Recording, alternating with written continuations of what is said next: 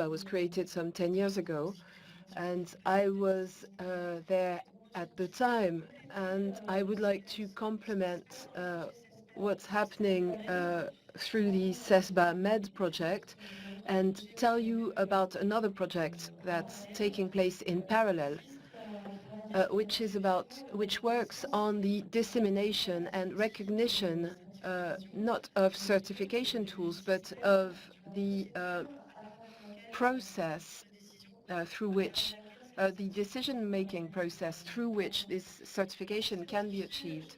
So I'll go back to sustainable buildings, but I could also have talked about sustainable neighborhoods.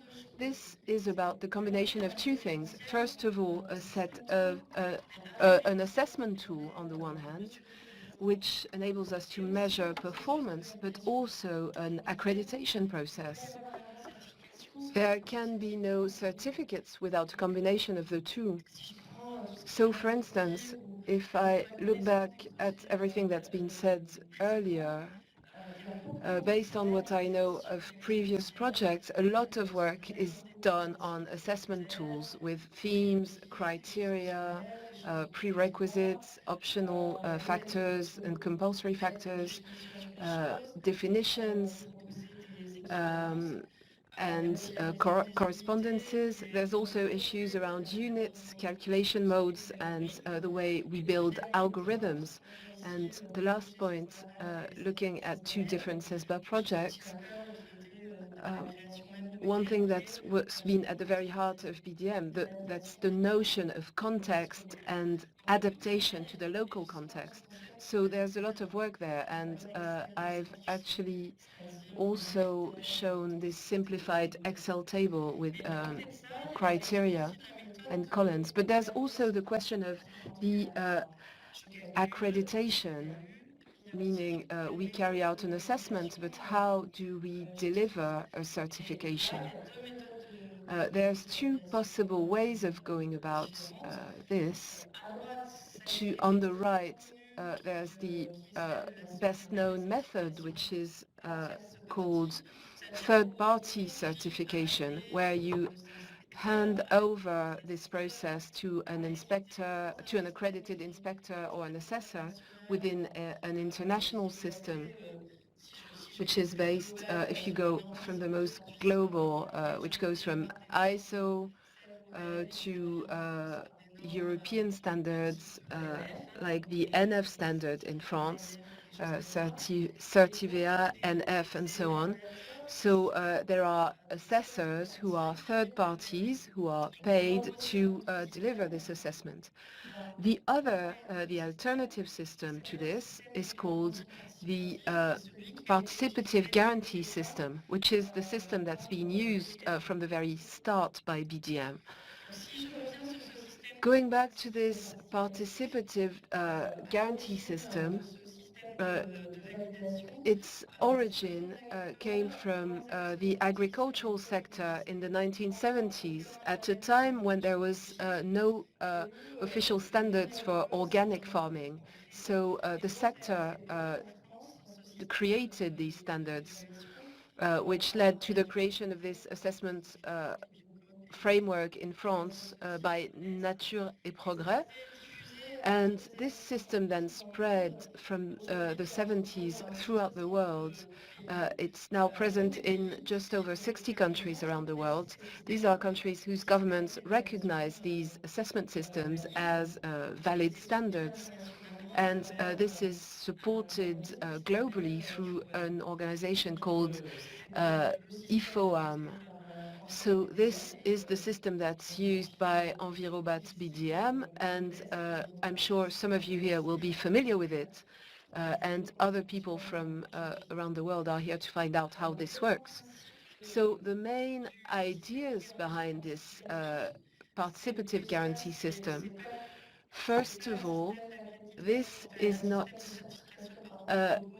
a certification system that's based on one person, but rather it's based on all the various stakeholders who take part in the construction of the assessment tool and to the implementation of the certification process. The other specificity of this system is that it's always rooted in the local reality. So these are certification systems that are always rooted in local factors. The main principles are participation, horizontality and dialogue between stakeholders, the fact that behind an SPG there's always a shared vision. Transparency is important. It's based on open source and free access to resources. It's based on trust between peers.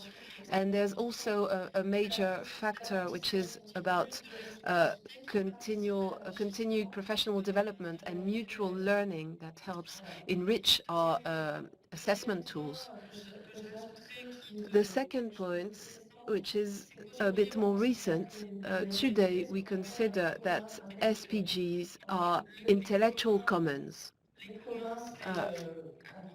Uh, the commons is a concept that derives from the work of Elinor Ostrom, who's received the Nobel Prize in 2009. And this concept of commons applies to something that is not something to which private property doesn't apply as such, and to which public property does not apply either. So this is something that belongs to a community of users who work together and set up their own rules to manage a common asset in order to protect it and preserve it for future generations. Elinor Ostrom started her work talking about commons such as the common fields and orchards, but a few years later, in 2007, she also defined intellectual commons, uh, the best known of which are perhaps Linux, the Linux system, and Wikipedia. These are both considered as commons. So it's not any longer applied to physical resources, but also to ideas. This can include ideas like the principles of sustainable construction. It can apply to shared knowledge and also to equipments.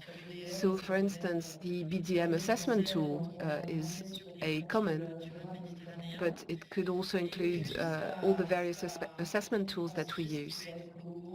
It can also include things like brands and logos and visibility. We've just completed a participative study in collaboration with CESBA on this SPG, and the objectives of the study were the following.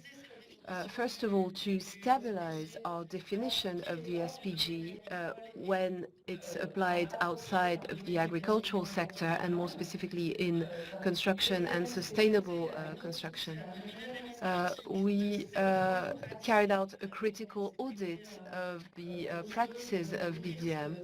We really tried to open commissions and carry out this reflexive internal work to understand if we really are an SPG. And this is what's enabling us to have a set definition of what SPG means when applied to sustainable construction. And I talked about and we also wanted to develop the legal aspect of this concept. Is an SPG a legally based accreditation system, just like third-party certification can be? One of our objectives today is to measure the interests of our European partners and stakeholders so that we can encourage more partners to use this certification system.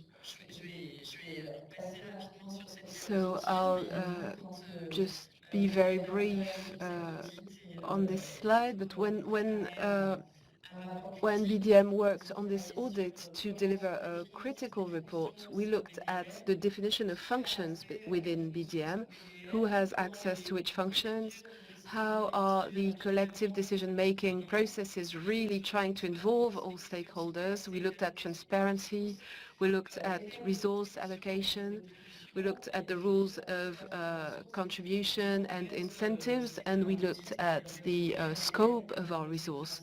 So this was really done with the objective of improving our practices, but also of being better placed to talk about them and share them.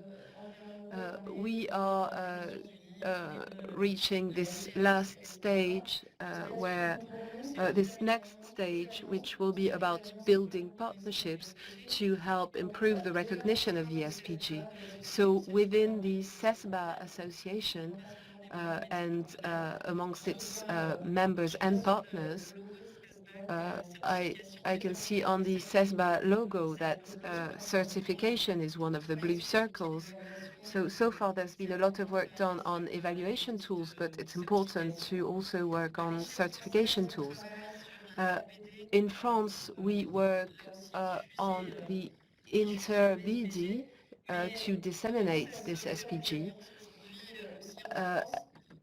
In France, we're also trying to build cross-sector partnerships. So we've started entering discussions on, for instance, the construction SPG can communicate with the organic farming SPG, and it can expand to fair trade or to community banking or healthcare, which are all sectors where assessment and certification are essential, and where the question of third-party certification can be problematic, especially when you're in sectors where the values of sustainable development are not being applied as well as they could be. We're also trying to build partnerships in Europe through the Co-op of Commons. We're hoping that SPG can be recognized as a certification method. So we're really entering a phase of lobbying and political work and legal work, because the legal side is essential. This is it. Thank you.